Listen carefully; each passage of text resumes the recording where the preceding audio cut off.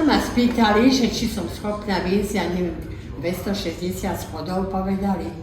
A ja hovorím, ale idem, no pravda, že idem. Vítejte v minikástech Klaudia zdraví. Krátké rozhovory a 3 otevřené tipy, jak zůstat v psychické i fyzické kondici podle známých osobností. V restauraci Paprika je se mnou dáma, kterou už obdivuju víc než 30 let, lékařka, doktorka Jolana Kalenská. Jolka, som veľmi rada, že sme sa takto tu v Prahe stretli. Ja som veľmi šťastná, že som vôbec netušila, že vôbec prídem do Prahy a že vás vidím. No ale najprv mi povedzte, prečo ste sa do tej Prahy dostala? No tak som sa dostala tak, že som mala narodeniny predvčerom, 90 rokov. A som znásilnila moju vnúčku, obrazne povedané. Boli u mňa s autom a som povedala, že ma vezmite do Drážďanov. Lebo vnúčku mám v Drážďanoch, tam robí a sme ďaleko od seba, mám ju jedinú a ju milujem, milujeme sa navzájom a tým pádom som povedala, idem. Ale aj keď máte zdravotné problémy, tak beháte po lese, čo ešte robíte? Po lese, no tak som samostatná, bývam sama, samostatná, všetko robím sama. Varím si každý deň. Ja nepoviem, že nezjem ten kúsok šunky, ale pre mňa ten priemysel napríklad udením, čo tam je ozaj veľa soriatých konzervátov, čo tí ľudia jedia aj 3 raz do dňa. Hej. Ja som to možno 50 rokov, nie? Takže ja som hovorím parky, nepamätám, kedy jedla klobásy, to tak do kapustnice, nepoviem, že nie, hej. Dám si tu, dám do kapustnice kúsok klobásky, hej, potom ju jem nejako hej, no zjem ju, nepoviem, že Každý deň chodím na prechádzku do lesa. Nabíjačka, jak mobil nabíjame, tak ja sa idem nabiť a idem aj 3 hodiny do lesa.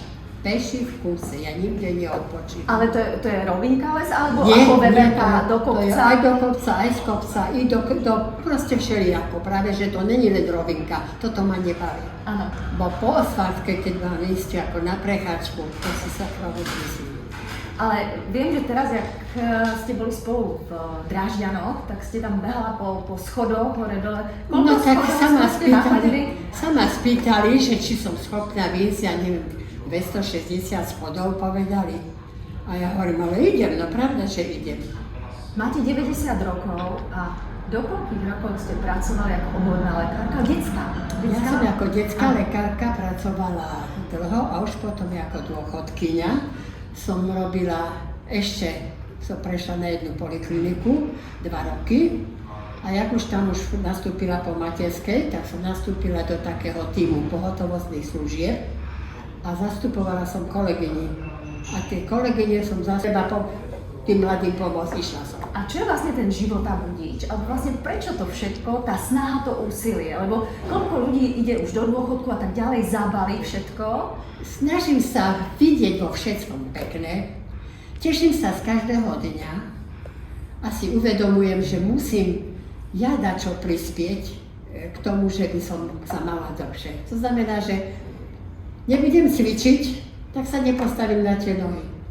S touto chorobou, čo som teraz prekonala, by som bola... Môžem sa opýtať, akú?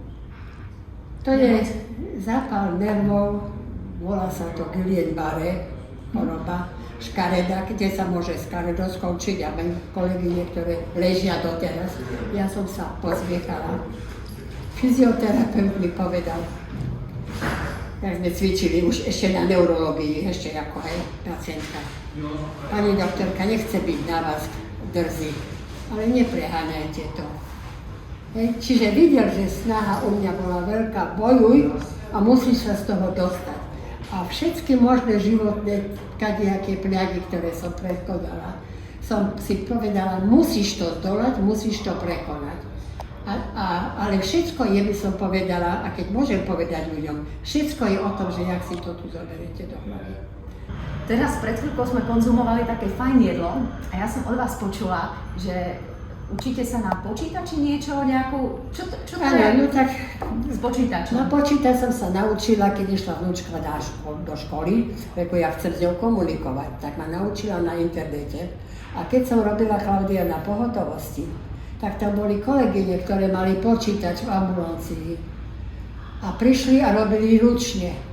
A sestrička mi hovorí, pani doktorka, vy jediná a dôchodkyňa píšete na počítači proste tú správu lekárskú. Tak to chceme povedať, že som sa naučila na internete ako trošku. A máte v pláne sa vrátiť do Prahy zase v lete, v jari alebo do Drážďan za hnučkou? Ja si predstavím, že aha, ja nepočujem, to znamená, bude hlásiť, že toto nebudem počuť, nerozumiem. Hej. Ja aj teraz mám slúchatka, počujem všetko toto, čo vy nepočujete. Ale s doprovodom aj do pekla. 3 odporúčania Jolky Kalenskej pre dobré fungovanie a ja podotýkam aj dlhovekosť v radosti a kvalite života je: bojuj a nevzdávaj sa. Život prináša rôzne situácie a okolnosti života, ktoré nie sú vždy úplne ejchuchu. Za druhé a za tretie je to dobrá životospráva, to znamená dobre sa stravovať a stále sa hýbať. Áno.